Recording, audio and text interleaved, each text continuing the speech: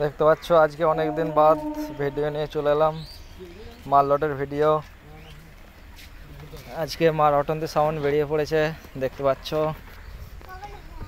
আজকে নবান্ন উপলক্ষে ভাড়া যাচ্ছে, এটা যাচ্ছে আটঘরা মঙ্গলকোট নতুন হাট পেরিয়ে আটঘরা।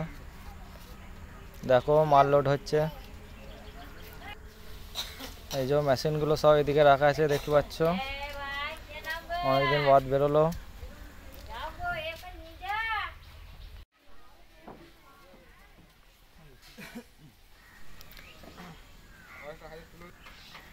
দেখতে পাচ্ছ মেশিনপত্র লোড হচ্ছে। 700 মেশিনগুলো নিয়ে আসছে, দেখতে পাচ্ছ।